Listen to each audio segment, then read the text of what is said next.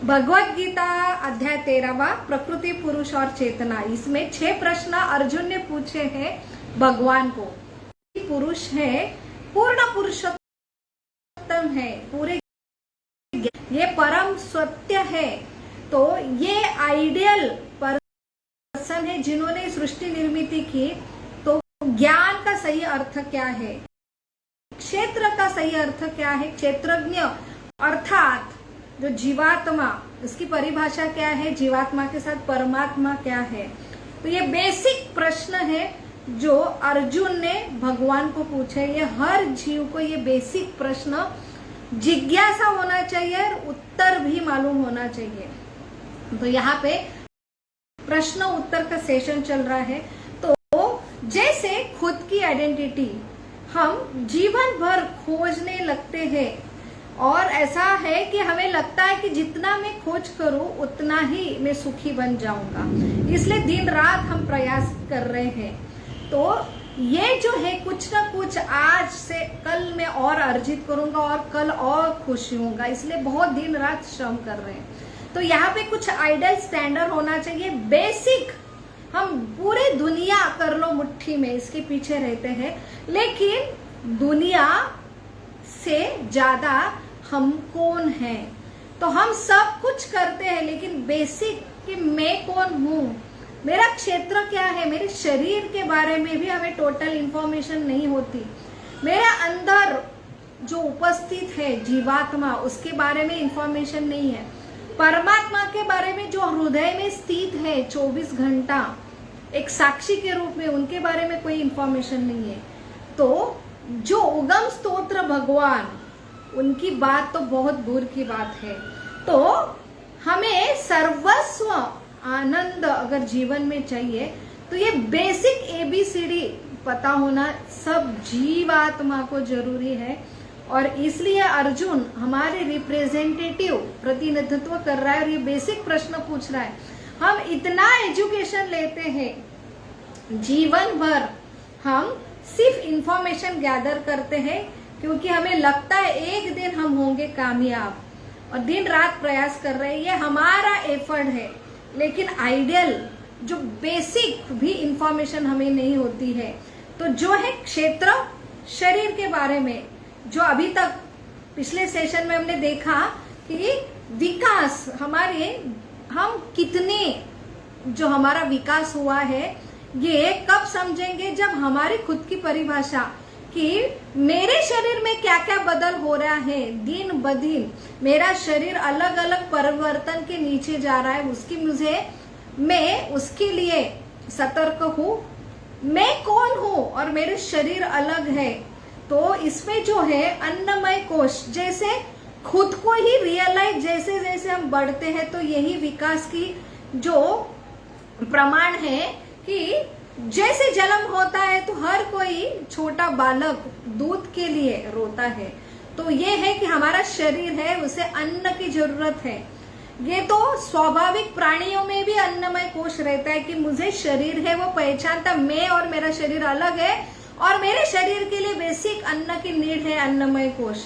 और उसकी प्रगति होती तब समझ में आता है कि मैं एक प्राण भी हूँ, मुझे एक शरीर के अन्न के सिवाय मुझे प्राण, ऑक्सीजन और मेरा प्राण की सुरक्षिता, मैं कुछ तो प्राण हूँ। तो ये जो रियलाइज होता है और उसकी प्रगति होती है, तब उसे बुद्धि के स्तर पर अलग अलग वो ज्ञान उसे समझ में आता है कि मैं एक शरीर जिसे अन्न लगता है, प्राण, जहाँ 5 प्राण वायु बताए हैं, उसके अलावा जो है कि उसे एक ज्ञान अर्जित होता है कि मेरे शरीर ये पंच महाभूत से बना है, लेकिन ये शरीर एक प्रकृति का, सृष्टि का एक अंग है। उसके बारे में उसे जिज्ञासा होती है और वो ज्ञान हासिल करता है। तो ये जो शरीर है ये पूरा जो सृष्टि के ऊपर निर्भर है, सृष्टि का और मेरा कुछ कनेक्शन है। तो वही ज्ञान जो है अभी विज्ञान के स्तर पे स्थापित होता है। विज्ञान का अर्थ है जो ज्ञान उसने हासिल किया कि मैं अपूर्ण क्यों हूँ, मुझे दुख क्यों आ रहे हैं, क्योंकि मैं पार्ट हूँ, और प्रकृति ये क्या है, मेरा मेरी माँ है उससे मैं अलग हुआ हूँ और मुझे कनेक्शन करना है, उसे योग कहते हैं। और ये ज्ञान के बाद ये योगा की प्रोसेस करने लगता है जिसे विज्ञान कहते हैं। तो पहले 3 जो है अन्नमय कोश, प्राणमय कोश, ज्ञानमय कोश, ये भौतिक लेवल पर हम समझ सकते हैं। लेकिन विज्ञानमय कोश मेरा और ये प्रकृति जो मयाध्यक्ष न प्रकृति सुएत सचराचर, ये प्रकृति भी भगवान के अध्यक्ष में काम करती है। तो वो इनडायरेक्टली हम प्रकृति के साथ भगवान से कनेक्शन करते हैं, वो दिव्य स्तर पे आता है और वहां पे जो भगवान की कृपा, गुरु की कृपा लगती है, तभी हम ये दिव्य संबंध स्थापित कर सकते हैं और दिव्य अनुभूति ले सकते हैं। यह है विज्ञानमय कोश, जो सिर्फ मेरे प्रयास से नहीं होगा, मेरा प्रयास उसके साथ कृपा भी जरूरी है। और उसके साथ लास्ट स्टेज है आनंदमय कोश, तो जहां पे जो आत्मा का स्वभाव है सच्चिदानंद, एक सिर्फ अंश है, ऐसे समुद्र सागर जो सच्चिदानंद पूर्ण पुरुषोत्तम कृष्ण, उनसे ये परिपक्व संबंध स्थापित होता है। तब सच्चिदानंद आनंद की अनुभूति ये जब जीवात्मा की होती है, ये पूर्ण स्टेज है डेवलपमेंट की, तब वो रियलाइज कर सकता है जो मेरे अंदर ही उपस्थित है, सच्चिदानंद आनंदमय स्टेज। लेकिन वो रियलाइज करने के लिए हम ये सबसे जीवन की जो सार्थकता है, ये हम अगर ये स्टेज पे आते हैं, क्योंकि हमारे अंदर ही क्या क्या है छुपा, वो हमें पहला, ये हमारी स्टेज है डेवलपमेंट की, हमें वो स्तर तक जानना है। और यहाँ पे सच्चिदानंद कनेक्शन जब स्थापित होता है पिता से, ये सृष्टि के मालिक से, तब उनके कृपा से हमें अपने आप सारी सृष्टि में क्या अंदर है क्या बाहर है वो अपने आप पता चलेगा। जैसे कंपनी का मालिक से ही आपका प्रेम संबंध हो गया है, तो वही प्रेम संबंध से वो अपने आप जितना फैक्ट्री में जो कुछ है, अपने आप आपको इंफॉर्मेशन जो है स्वयं मालिक देगा। वही सही पद्धति है, वही पूर्ण ज्ञान है। तो वही ये ज्ञान, ये जो शरीर का, क्षेत्र का क्षेत्रज्ञ, आत्मा का परमात्मा का ज्ञान, ये किससे हासिल होता है? ये ज्ञान होना चाहिए आइडियल, ये स्तर पे आना चाहिए। और ये ज्ञान की प्रोसेस यहाँ पे बताया है, जो है 8वें से 12वें श्लोक में, जो लगभग 20 गुण, ये अगर ये प्रोसेस है, ये 20 गुण आप हासिल करते हैं तो ये ज्ञान की अनुभूति आपको होंगी कि आप कौन है। आप part and parcel of Krishna है, सच्चिदानंद स्वरूप है। वो सिर्फ ज्ञान नहीं, अनुभव से, और वो आनंदमय स्थिति में आप स्थित होंगे। तो इसके लिए ये प्रोसेस है, जो 20 गुण आपको अर्जित करना है। जो 20 गुण यहाँ पे बताया है, विनम्रता, दम्भहीनता, अहिंसा, सहिष्णुता, सरलता, प्रामाणिक गुरु के पास जाना, पवित्रता, स्थिरता, आत्मसंयम, इंद्रिय तृप्ति के विषय से परित्याग, अहंकार का अभाव, जन्म मृत्यु, वृद्धावस्था व तथा रोग दोषों की अनुभूति, वैराग्य, संतान, स्त्री, घर अथवा अन्य वस्तु की ममता से मुक्ति, अच्छी तथा बुरी घटना के प्रति समभाव, मेरे प्रति निरंतर अनन्य भक्ति, एकांत स्थान में रहने की इच्छा, जन सम्मुख से विलग गांव, आत्म साक्षात्कार की महंता को स्वीकारना तथा परम सत्य की दार्शनिक खोज। तो इसे भगवान ने ज्ञान घोषित किया है। अन्य जो कुछ है वो सब अज्ञान है। तो ये 20 जो है कि हम भगवान के अंश है और हम भगवान के ऊपर निर्भर है, और हमारे सच्चिदानंद परम सुख ये भगवान के कनेक्शन में ही रहना है। यही हमारी जीवन की सार्थकता है।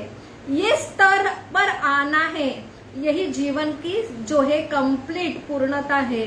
ये जब सबसे जरूरी, उसके लिए ये प्रोसेस दिया है कि आपको जेल में डाला गया है और आपके अंदर ये सारे दुर्गुण है, इसलिए आपको समझ भी नहीं आ रहा ये जेल है। मेरा एक परम पिता का घर है और वहां पे मैं जो हूँ, मुझे परम पिता जो मेरे इतने प्रेम करने वाले, और वो सब सृष्टि के स्वामी है, राजा है, तो वहां पे सुख शांति से मैं रह रहा था, लेकिन ऐसे कुछ इम्प्योरिटीज मेरे अंदर आ गए, इसलिए मुझे यहाँ पे भौतिक जगत में डाला गया। तो फिर से मुझे मेरे परम धाम को जाने के लिए योग्यता, ये क्वालिटीज आना। तो जो हमें हमेशा बताया जाता है कि ये अच्छी क्वालिटी सत्व गुण हमें विकसित होना चाहिए, लेकिन सत्व गुण हमें एक एक चीज अर्जित करना पड़ेगा, और ये सारे अन्य करने पर हम सिर्फ समझे भी नहीं ये जेल है।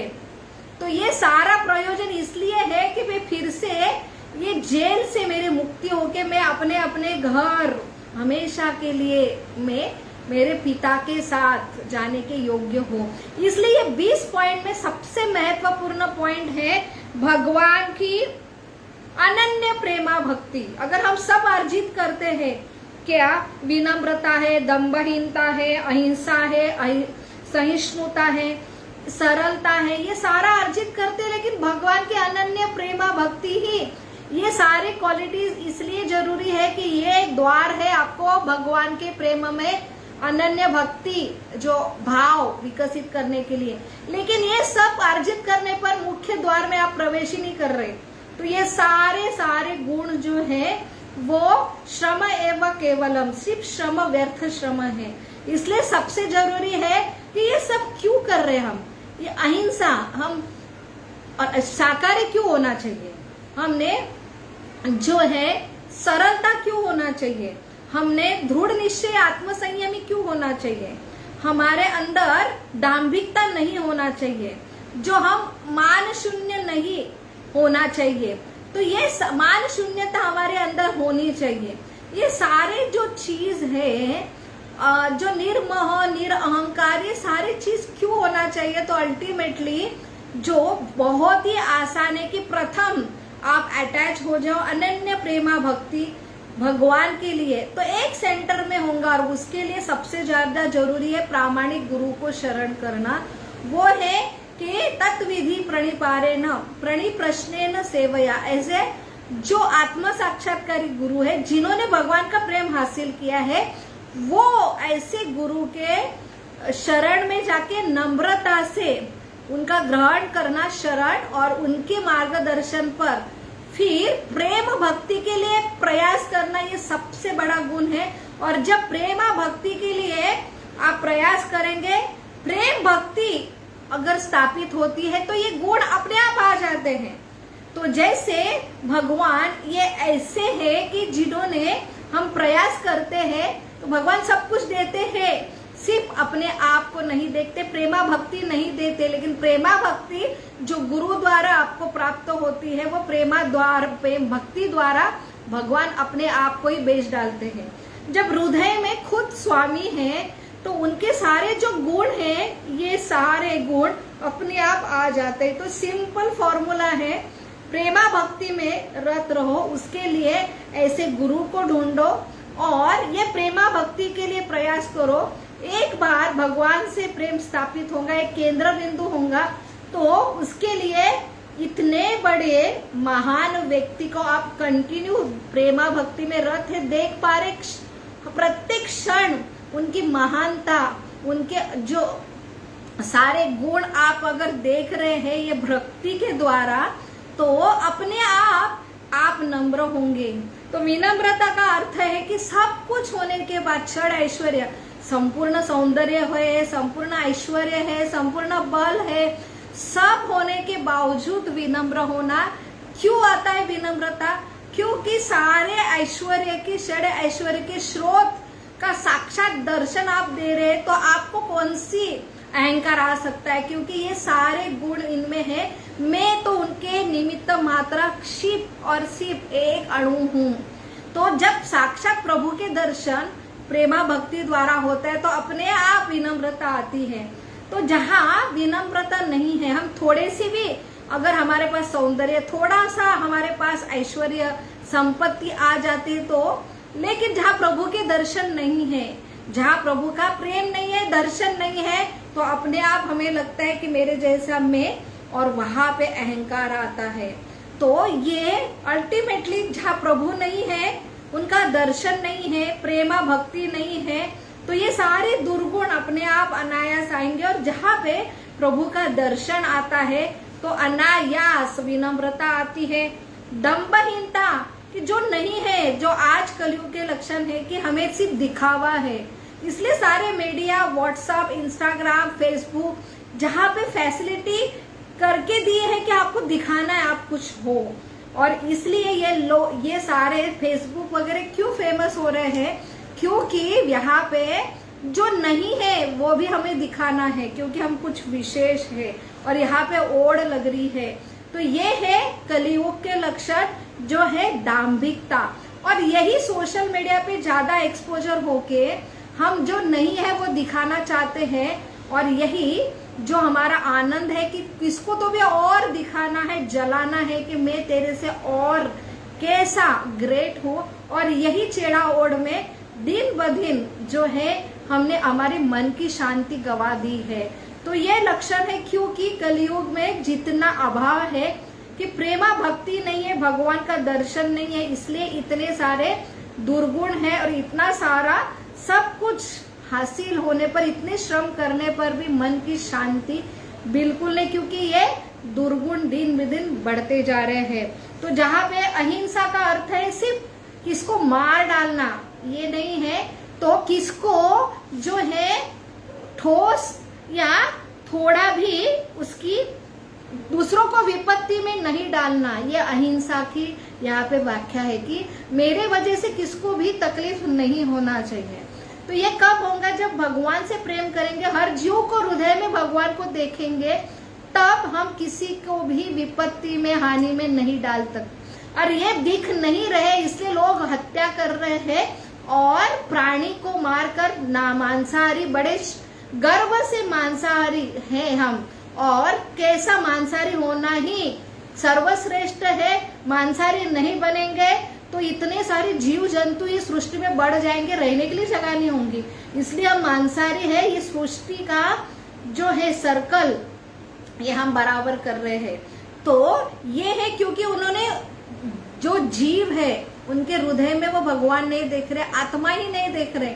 तो ये है कि सब ज्ञान है हमारे पास, लेकिन ये नहीं समझ रहे ये शरीर केमिकल से बड़ा है, लेकिन उसमें एक जीवात्मा है, जीवात्मा के साथ परमात्मा भी रहता है।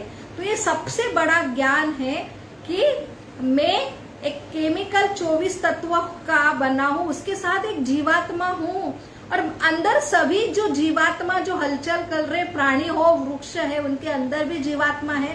और सिर्फ जीवात्मा नहीं है, उनके साथ परमात्मा, मेरे परमेश्वर मेरे पिता है, मेरे पिता को मैं कैसे मार सकता हूँ, ये भावना आती है। तो अपने आप सारे जो गुण हैं वहां पे उपस्थित होते हैं। तो यहाँ पे सहिष्णुता आती है सबके प्रति। हम, मेरे पिता का प्रेम है, इसलिए मैं सारे जो मेरे भाई मुझे तकलीफ देता है वो सहन करता हूँ, क्योंकि वो तकलीफ से ज्यादा बड़ा प्रेम है वो मेरे पास है। और वो प्रेम के वजह से जो कुछ मुझे तकलीफ हो रही है वो मैं सहन करने की कैपेबिलिटी रखता हूँ, क्योंकि मेरे पास बड़ा प्रेम है।